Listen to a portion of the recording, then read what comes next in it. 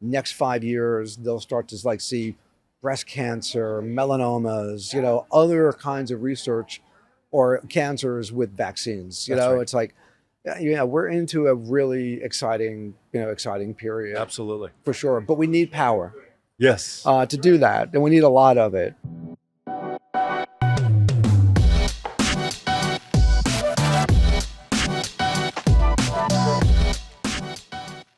Kevin, I'm like so psyched to have you here. So thanks so much for joining the podcast.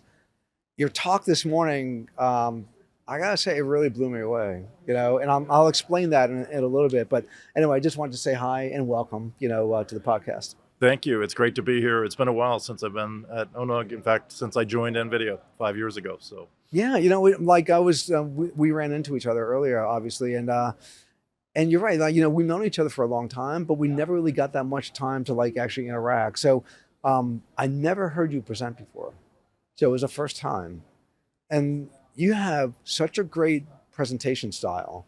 It's like you're very data oriented, and so you're able to communicate a lot of data, and but put the data into a story, which is like super important. And you always pause and smile, and it's like, it's a calming, it's a relaxing presentation, and you learn, a lot. yeah, It was really great.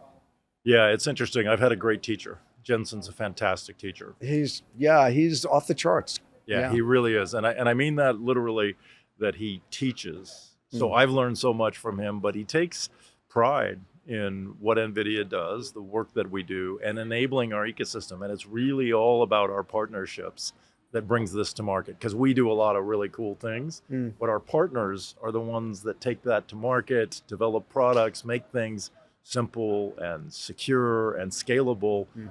So all of those things are really important. Jensen does a great job of teaching our partners, teaching me, teaching Mm. all of the employees at NVIDIA about how to make AI safe, effective, and really improving everyone's efficiency. Yeah.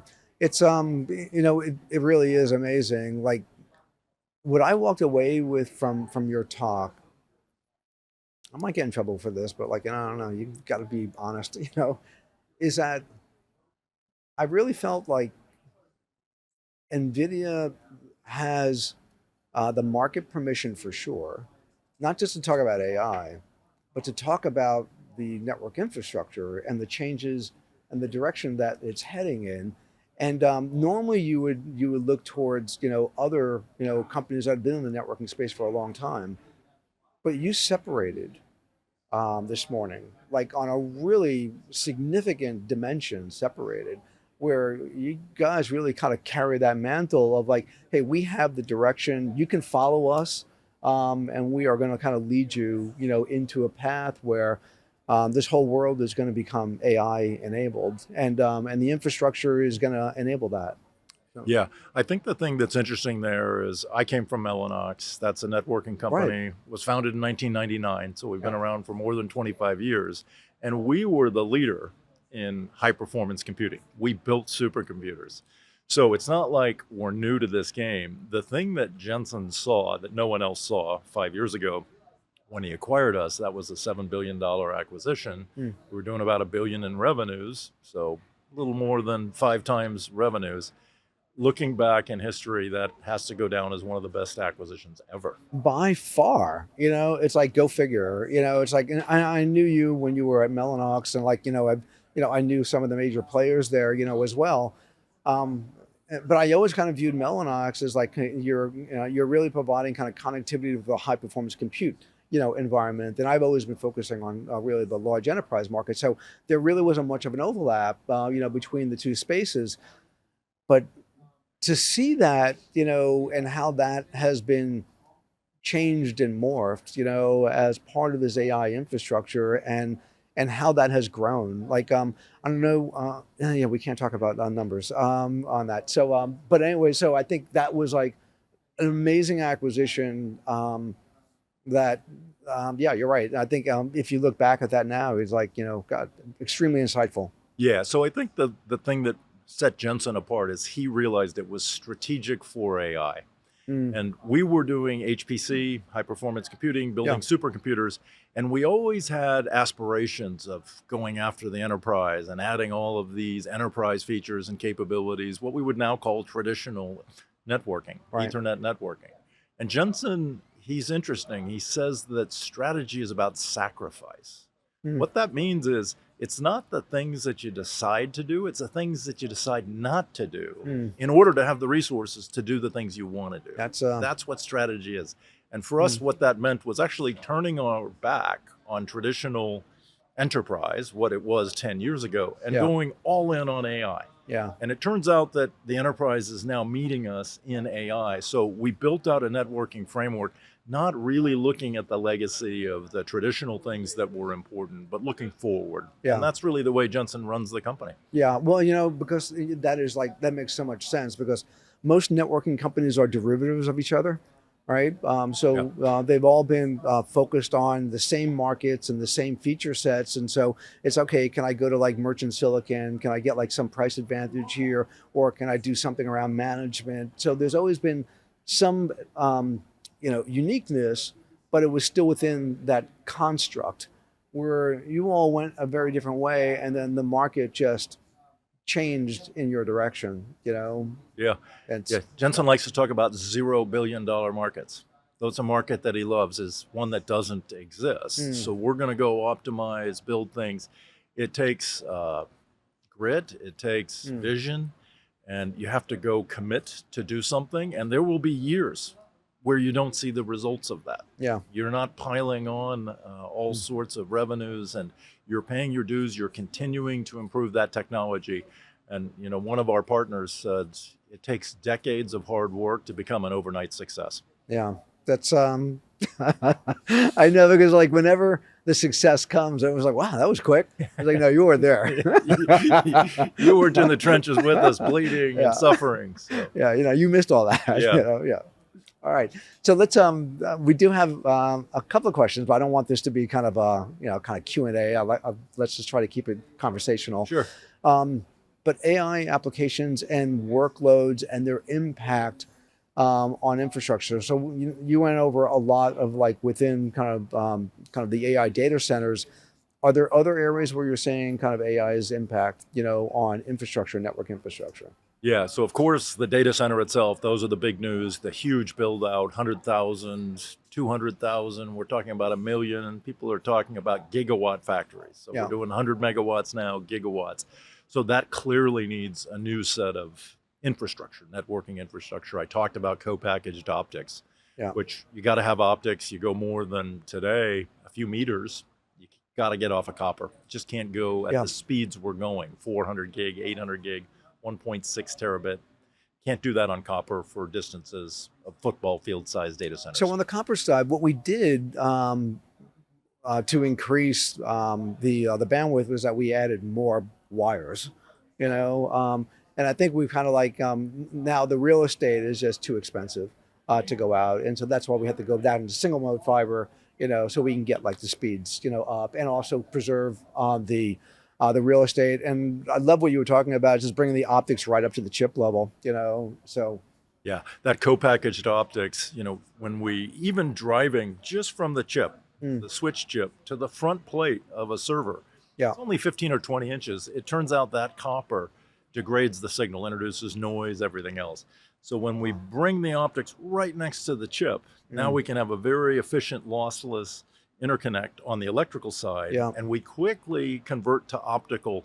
And the way we do that is cool. The lasers are on all the time. It used to be we would turn the lasers on and off, blink them on and off. Now the lasers are on. There's CW, continuous wave. And we actually have a modulator that's sitting right next to the ASIC. And it's almost like those old World War II when you were sending Morse code with those little shutters, louvers that opened and closed to let the light go through. That's what we're building, is these modulators. They're called micro ring resonators. Super cool. And we can do that at this enormously fast rate. So it's quicker to kind of like, move the flashes or move the shades. The shutters. Exactly. The shutters, and it is to turn the LED on and off. Exactly right. Turning that laser on and off, you got to pump a lot of power into and out of it. We can save power by actually putting like a shutter. It's like a window shutter that we can control electrically. Yeah, how cool. Yeah. Yeah, I wouldn't have thought. Well, the only way you get to think about that stuff if you're designing those systems. So it's like I wouldn't have never thought like 15 inches of copper would degrade the signal that much. But like when you're up at these high speeds of 1.6 and 3.2 terabits, it's like yeah. Well, then you have the weakest link in there, and yeah, Yeah. makes sense. Yeah, It's great. yeah, And of course, beyond the data center now, we're starting to see all kinds of edge applications come into yeah, play for AI.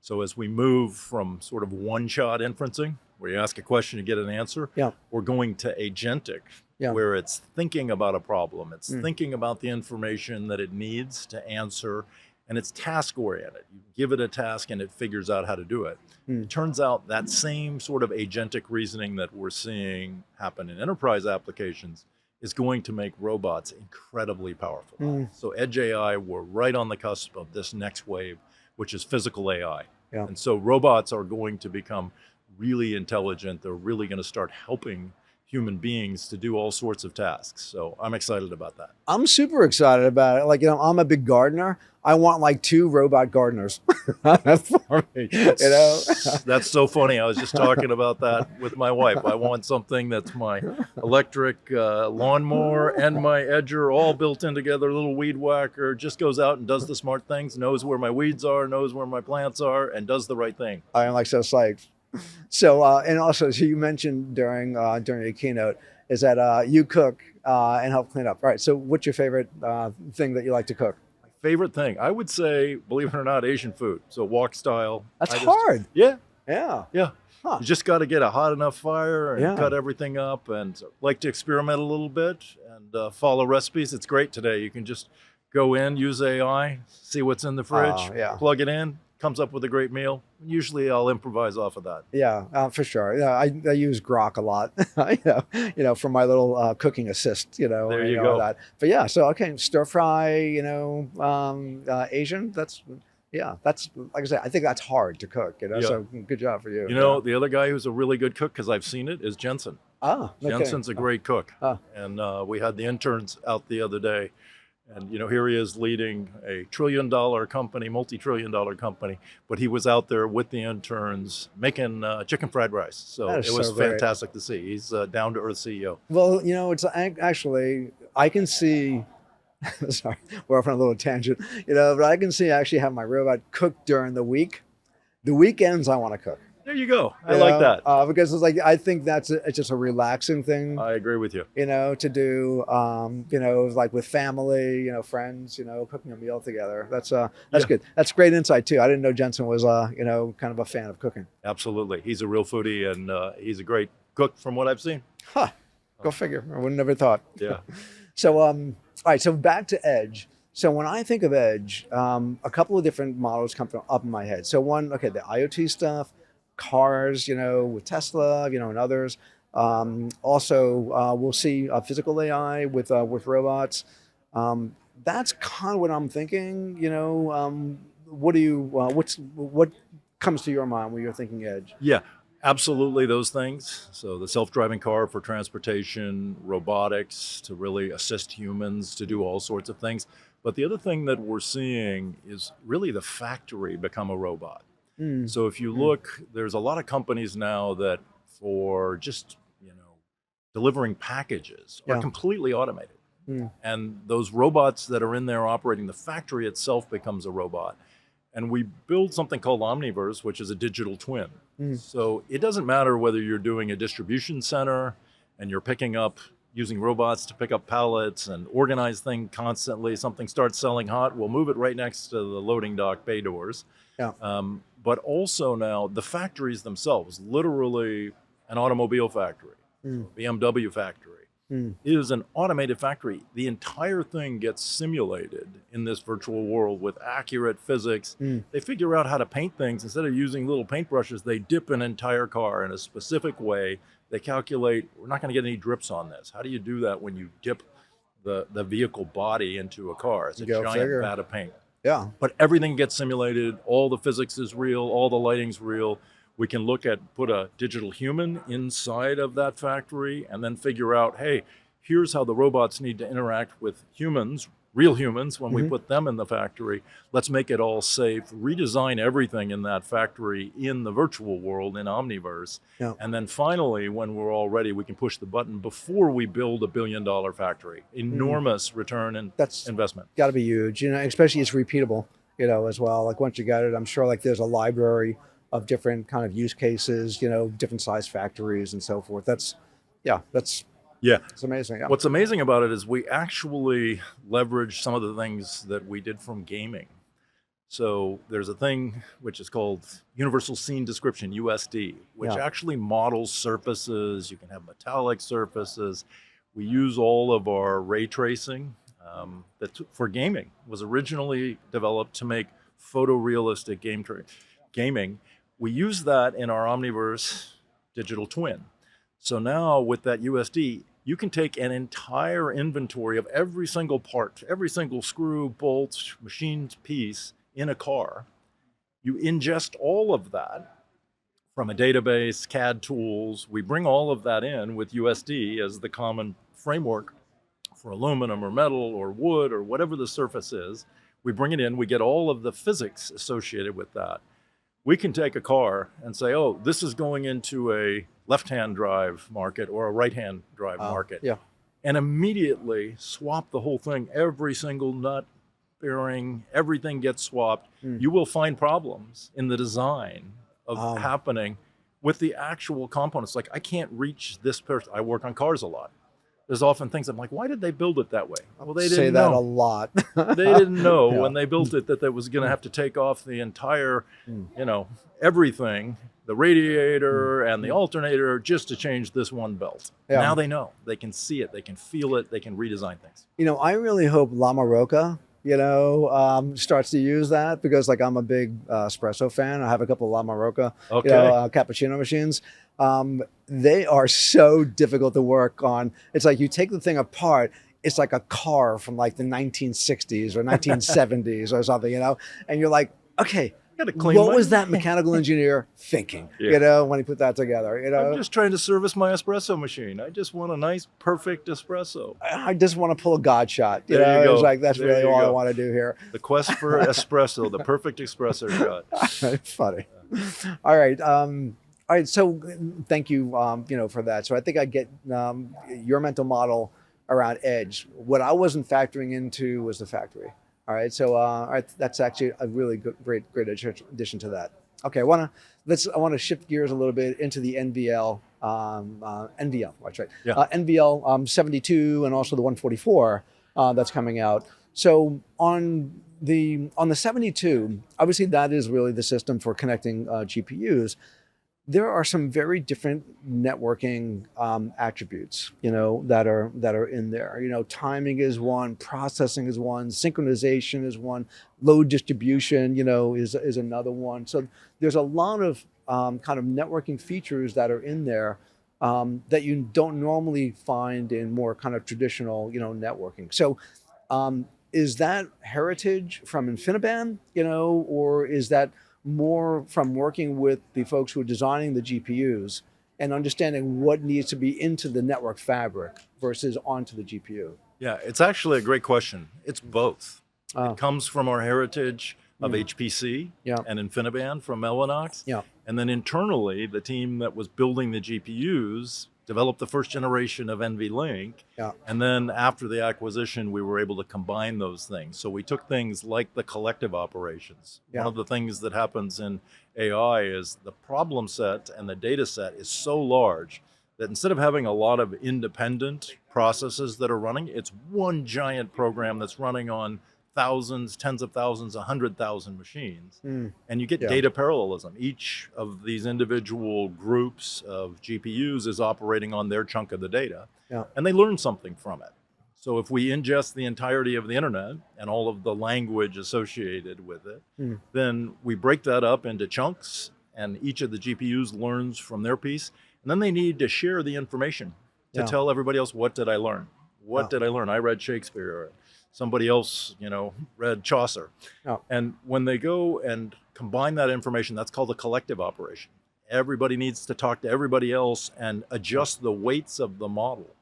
and that creates an enormous amount of traffic. Mm. And so we had built something with our InfiniBand technology, which did a collective offload. We actually, as the data is moving through the network, Yeah. we're actually processing it. So it's like, I always like the pizza example. You deliver a Domino's pizza. Mm-hmm. If you want to speed it up, okay, one thing you can do is add a lot more ovens. Yeah. But it doesn't actually speed it up. It improves your capacity, Mm-hmm. but it's still half an hour Yeah. before you get your pizza. One of the ways you can speed things up is actually to put the ovens in the truck, which they've actually done now. Yeah. And now they're cooking as you're moving. That's what we do with these collective offloads. Great analogy. And we put it into NVLink. As the data is moving through the network, we're doing the collective operation. Yeah, that's a great analogy. Does some of that technology extend outside of the GPU fabric? So, for example, you mentioned AI routing before. It's like the way that I've kind of looked at this is that the traffic patterns are becoming really unique. Processing requirements are moving into the network, as you just described. Latency requirements are variable depending upon, like, where you are. So, link state routing, probably has seen its better days, or it's actually served us well for like the last couple of years. So maybe it's time to go stateless, so where we have kind of controllers, in the fabric that are really kind of selecting a path. So I'm not sure if that's what you were getting at when you were talking about kind of an AI router or not. Yeah, so we call that Dynamo. Dynamo. What I said was that the complexity of inference in particular, people Yeah. thought inference was easy. Yeah. It's actually wrong. Inference is hard. Mm. It turns out that training is incredibly compute intensive, Yeah. but actually fairly straightforward in terms of how you run the models. Inferencing is very heterogeneous. There's lots of different models, different types, different people are paying for different SLAs. So somebody might pay for the very fastest response time. Another guy wants to use the free service. Trying to balance all of those is very different. And so we have lots of different knobs that we can twiddle. And it turns out that when something like DeepSeek came out, which was the model that came out of China, that's an MLA model, a multi-latent attention, completely changed the way inference works, and we can actually build things out. We do what's called disaggregated inferencing. We have prefill and then decode.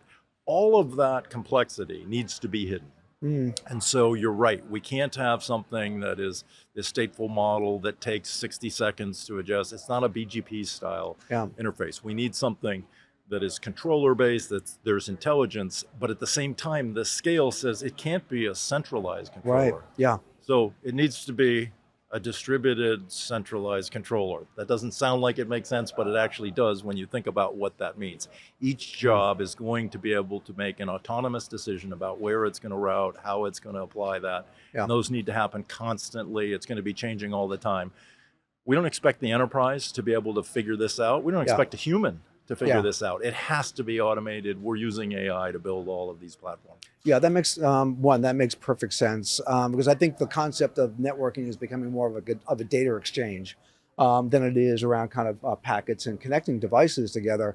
So it's really interesting. So like in that, so maybe it's a federated set of controllers, across a fabric. But I think the decision, the forwarding decision on kind of the movement of data and the prioritization, of that data, I would think has to be based upon a wide range of different, kind of considerations. So it could be the security posture of a link, whether that data is legally allowed to leave a country, or not. Maybe it's the dollar cost of that link, the latency of that link, the congestion profile, of that system, almost like a radar, like on a weather pattern, where you want to divert or not, and those decisions have to happen in millisecond scale. So we're really talking kind of AI controlled routing. Yeah, all of the above. All of those metrics need to feed into how we're going to distribute the workload across GPUs. We're going to be continuously spinning things up and down, auto scaling. So it's an enormous amount of complexity that you need to understand the model. We showed a Pareto curve which Yeah, is right. really Yeah, pushing yourself out onto the optimal. yeah, And what's crazy about that Pareto curve is every single segment, it looks like this one smooth curve. yeah. Every single segment is doing a different decision based on Mm, all of those metrics yeah, that you provided.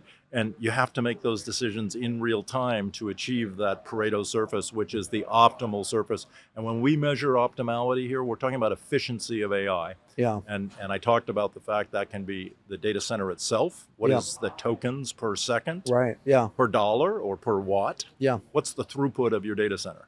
That's on one axis. The other one is we can optimize it for a single user.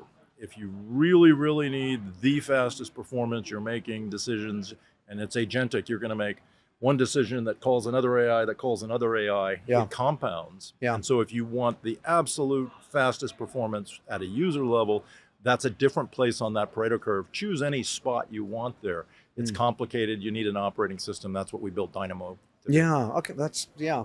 Great. That's that resonates like so well. On that, so Microsoft released their results and they said they were processing 50 trillion tokens in the month of March. That's about 20 million tokens a second. Actually, I had Grok do the math for me. Excellent. Right? And then I was thinking about your curve while you were presenting. And I'm like, kind of, how does that curve change, like over the next couple of years? You were just mentioning, number of GPUs, gigawatt, 10 gigawatt, 100 gigawatt data centers, which are really hard. So how do you kind of see that curve changing? It's like, so if we're roughly about 20 million tokens per second, that's got to scale up. If the industry is growing by a factor of 10 every 2 years, then we'll see what, like 200 million, 2 billion tokens a second, coming in the next like 4 or 5 years. Yeah. So it's a super good question because the capabilities that we have, if we were running on Moore's law, Yeah. Oh my God. Yeah. we'd be in big trouble. Yeah, for We'd sure. be, Yeah. and everybody I think agrees now that Moore's law, the classic phase of Moore's law, which is processing, semiconductor processing, Yeah. device physics, that we can shrink things linearly 33% every 2 Yeah. years. You got a two-dimensional thing, that means it cuts the space down in half, and the performance stays about the same, power density stays the same. That's over. Yeah. Okay, it's really over. We have actually It's over because you guys are moving at about 7 to 8 times Moore's law That's right. now. That's Yeah. right. And so we really ran up against the laws of just physics. Moore's law is still happening. It's just slowed down dramatically. Mm. So architecture matters now. Yeah. And if you look going from Hopper to Blackwell, Yeah. we got a 30x improvement in Mm. performance of inferencing. So those are the kinds of gains that we're going to continue to need to see to be Yeah. able to accommodate all of this, because we're constrained by dollars. We're also constrained by power. So Yeah. you're building 100 megawatts, 500 megawatts, gigawatt factories. Yeah. This is an enormous amount of power. We're extremely conscious. The two things that we measure ourselves on is tokens per second per dollar and tokens per second per watt. Yeah. And often it's Makes that sense. second one that actually constrains us. We have to continue to drive this forward, and that's through all sorts of techniques. Yeah. And we've gotten a million X gains over the last 10 years. Our chief science officer, Bill Daly, presented that at Stanford last year at one of the conferences, how we achieved a million X speed up over the course of 10 years. Wow. So Yeah, well, Ruben doesn't seem to be like you're going to be slowing down anytime soon, as well. So it's like, I'm not sure. Have you guys like released any numbers of what you're expecting? Is that like another 30x? I don't think we've released numbers on the Rubin yet. Okay. So Vera Rubin is our next generation GPUs, but we're going to continue to push that as hard as we can. I mean, really, Blackwell is an inference processing machine. We've got some great things that we're doing. I hope to see those in the next couple of years. We need it because, as you say, the demand is going to continue to increase. And with agentic workflows, we saw 100x the number of tokens, internal tokens. When you start reasoning and thinking and planning, it turns out you're generating 100 to 1,000x more tokens.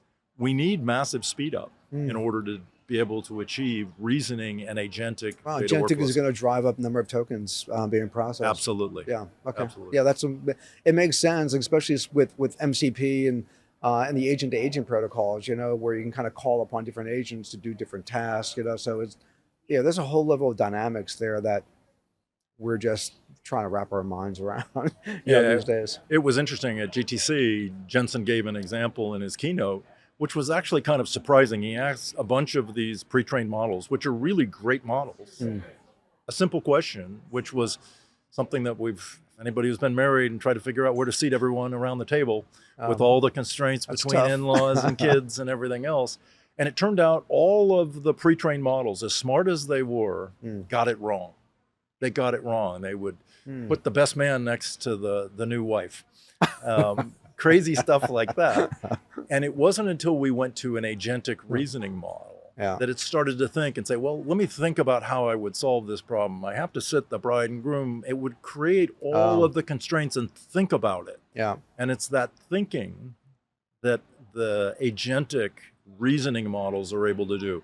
So it's a huge breakthrough, but there's a huge number of internal tokens. You can turn it on and off to look at them. Yeah. So you don't have to see what it's thinking. It just seems like, well, why is it taking so long? Yeah. It's actually thinking. Yeah, it's a good show to watch. I've experienced it. It's like, oh, that's interesting. Oh, that's how it's going through that. Yeah, yeah. Exactly. I'm sure, like after a while, like we'll just like go away for a little bit and come back, and get an answer. All right, I want to like kind of focus maybe just on two other things before we kind of close down. Do you have time? Yeah. Okay, great. Trust, big issue, and many, like especially in our community, have been doing proof of concepts, experimentations, and where they pause is in trusting the systems. So it's around the quality control and hallucinations, and like I'm not opposed to hallucinations. Like I'm a deadhead, and I grew up like in the '60s, in the '70s, so they're. We're gonna have to hang out. Oh my God, are you kidding me? I got my dead jacket on. Oh my God, that is so cool.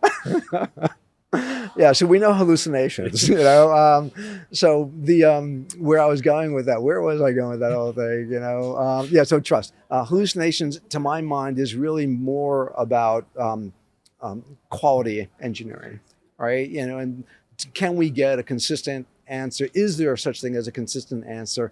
Or the bottom line is like, can you trust the answers that you're getting, so. Yeah, that's a super hard question because trust has so many different aspects to it. One of the things that we're working on is trustworthy computing.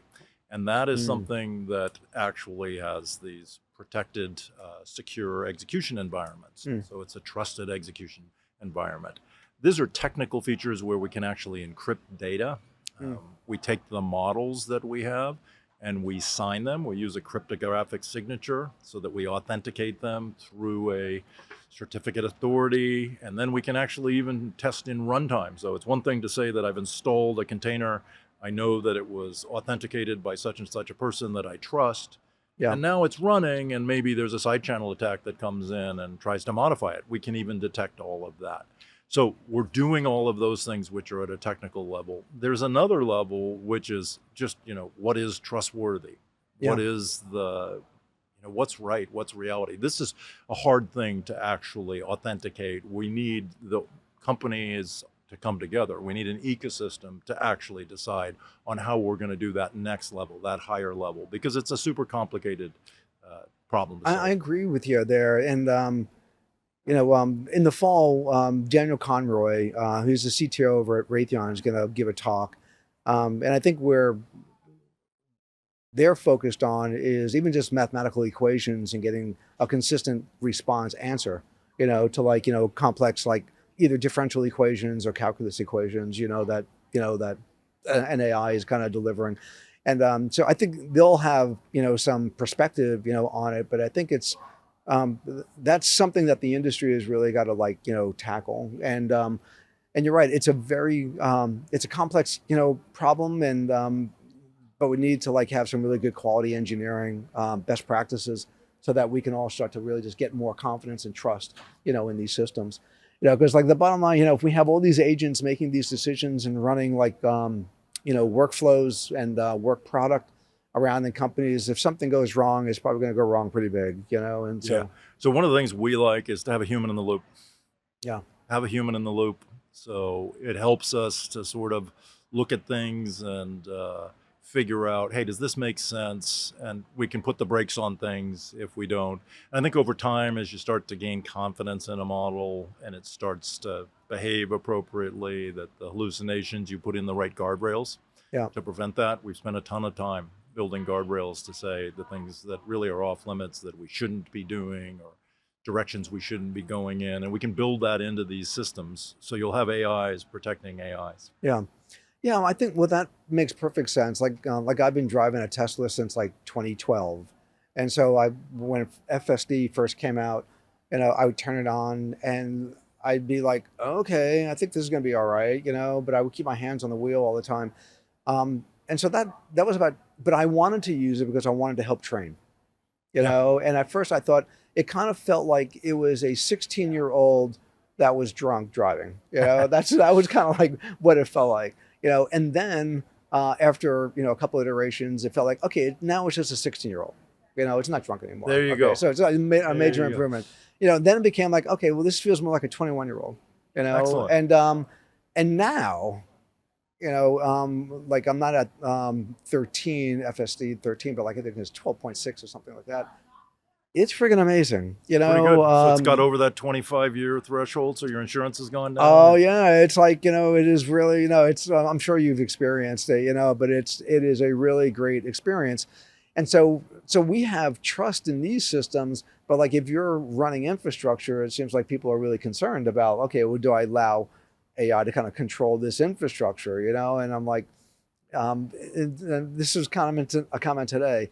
Is like, well, if I'm in my car, I can grab the wheel. If I'm running my infrastructure, I still have a boss that can fire me Yeah. if something goes wrong. So I think there's that trust, by allowing it Yeah. to automate, but monitor it, Build your and be able to confidence over eject. time. Yeah. Build the confidence over time. I think that's what it's going to take, just as it has with driving, is all of a sudden people realize, it's actually safer Yeah. to let the computer operate this than it is if I go in and try to monkey with my DNS server, or I try to do something that really can have dramatic impacts. And I think we'll take the best practices of IT people. There'll be people in charge of figuring out, we'll canary things. You'll Yeah. deploy some new firmware, not on the entire fleet of 200,000 GPUs that are out there. You'll do something small, check it out, expand a little more, check it out. We'll do this with automatic rollbacks and all kinds of things that we're doing manually today. And there's just, it'll be a lot better. And I think once you build that confidence, we'll start to see more and more IT people using the automation that's available to them. Yeah. Okay. I buy that. I definitely buy that. It makes perfect sense where, you've got to the trust has got to be earned, and that's one way, and that's one way for it to be earned. Exactly. Okay. There's so one thing I want to get to power, and I think we'll kind of end with power discussion. But before that, so NVIDIA sells mostly through partners to the enterprise. It doesn't sell directly to the enterprise. So I think what that does, I would think it frees up NVIDIA not to have like a large sales force, for direct sales, but also too it eliminates conflicts with partners. That okay, hey, we're not selling into the same customers. We'll support you in that sales. You partners may compete amongst each other to deliver products and solutions into the marketplace, but that's your kind of business, and we're there to support. So is that the model? Does that make sense? Absolutely. So we're an infrastructure company. We build platforms and frameworks. We invest a tremendous amount in software. People don't realize we have more software engineers than we do hardware engineers. And we're building chips and systems, and then we build the frameworks and the models that go on top of that. And the reason is we have things like CUDA and Doka, which is our libraries, but you're doing massively parallel programming. And you might be doing that for completely different verticals. So we might have bioinformatics, DNA sequencing, proteomics, designing drugs. We have healthcare for robots, surgical robots. We have automated systems for doing, computational fluid dynamics for designing planes and boats and all of these other things. Each of those requires a specialized library. Yeah. And so we build out these libraries, but really it's a set of accelerated mechanisms. And then on top of that, people that understand how to use it, the companies that build planes actually take those, we don't need them to become experts in all of the nuances of how to parallelize computational fluid dynamics. We need them to use computational fluid dynamics. And so that's the key thing, is that our partners across all of those different spaces, publishing and legal, all of these different things, they take their specific domain expertise. That's what's so great about AI.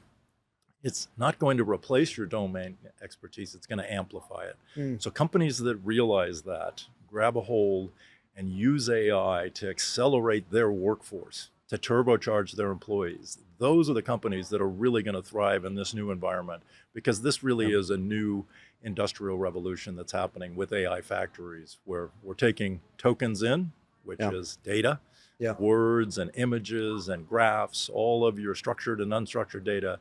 And out of the factory is coming intelligence and knowledge. It's really a new type of factory. It's a new coming of the Industrial Revolution. So jump on board now. It's really, really important. Yeah, I'm totally with you, on that.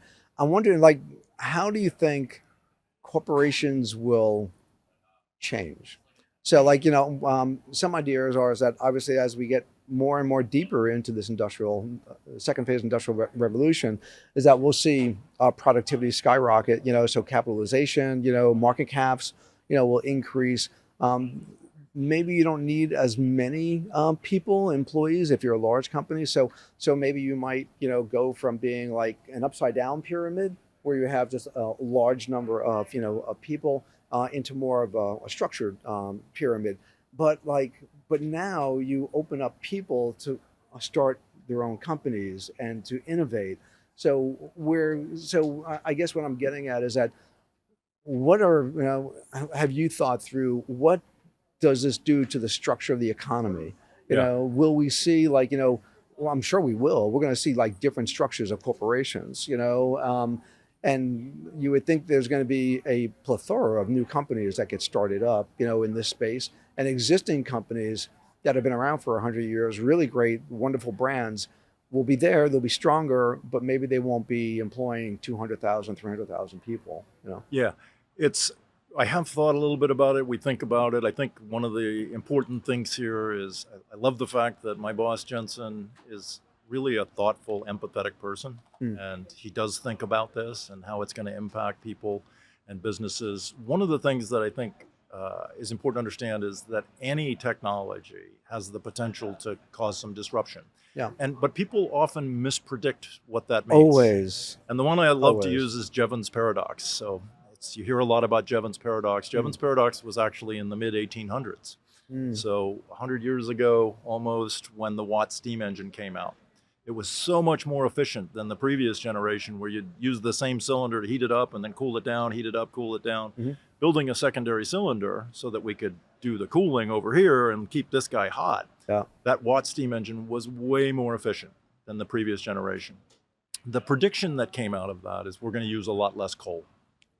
That's what the UK at the time said, oh goodness, the coal industry is going to collapse. Instead, the exact opposite happened. By making something more efficient, we used a lot more of them. We put those Watt steam engines everywhere. They became just a commonplace thing for factories built everywhere. And we saw the same thing recently with the MLA, with the new models, the DeepSeek models. Everybody said, oh no, that means you're not going to consume any GPUs. It was actually quite the opposite. We're going 100 times more tokens that we're generating. So I don't know what the impact is going to be on society and corporations. There will be change. I think the real key is pay attention. If you're in an industry and it feels like that there's something that it's going to become useful, figure out how to use AI. Make yourself useful using AI as a tool. I think there's so much latent human creativity to drive these. You should just think of it as another tool, a smart tool, but it's still going to need that human buzz of creativity. And the other thing is frankly, I want to go to a coffee shop and talk to a barista. Okay, I think humans really value each other's in terms of the engagement and the social. That's not going away. Oh, so for sure. I think there's going to be. I'm having a great time just chatting with you. There you go. We'll talk about the dead and Bobby in a second. No, I totally get what you're saying. A lot of predictions are always off on these kinds of things. When when networking, when internet, TCP/IP came in to being, a lot of people thought that there'd be a lot of layoffs. That okay, these networks reconfigure themselves; they don't need anyone. Quite the opposite. Quite the opposite. Hundreds Yeah. of thousands of engineers, later. New industries. Yeah. So I think this is a new industry. I really do think that across the board, we're going to see AI applied to all of the things. We're going to see advances coming in healthcare and all kinds of things. I think it's going to be really exciting. It's so exciting. Like actually in New York last year, we had Svigal, who was a CTO over at Memorial Sloan Kettering Research Center, present. And he was talking about that AI infrastructure and how the researchers have solved, basically cured rectal cancer. Next 5 years, they'll start to see breast cancer, melanomas, other kinds of research or cancers with vaccines. That's right. It's like, we're into a really exciting period. Absolutely. For sure. But we need power. Yes. To do that, and we need a lot of it. Yeah. So the numbers, I'm sure everybody is familiar with them now. The U.S. consumes about a terawatt. We produce about a terawatt of power. We're talking now about AI data centers, 1, 10, 100 gigawatts. City of Denver consumes about a gigawatt, of power. Just to put things in perspective. China, and so if we're at 1 terawatt now, and we're saying we're going to go to 2 as a country by 2040, where China's at 3 terawatts, going to 8. So there clearly is no restriction on a technology point of view to get up to higher levels of power. It's got to be all regulatory and probably regulatory, and environmental. Issues, Yeah. I think we have to think about it, and we are doing everything possible to just continue to improve the efficiency. Right. Yeah. But at the same time, we really need to start thinking about ways that we can produce energy. I'm actually hopeful that that's one of the breakthroughs that AI comes up with. I was working on cold fusion back at Berkeley too long ago when the Earth was still cooling, and we still don't have cold fusion. We still don't have hydrogen fusion. Right. Yeah. I was working on tokamaks. I hope that those are the kinds of problems that we can actually use AI to solve in the near future, so that we can do things without an impact on the planet and the future generations. So super important that we get power and that we do so thoughtfully. Yeah. Totally agree. And I think on that uplifting note, why don't we end it there? Sounds great. Okay. Yep. Kevin, enjoyed it. Such a pleasure, to spend some time and chat with you and get to know you a lot better. Likewise. Excellent. Great to be here. Great. Thanks, Kevin.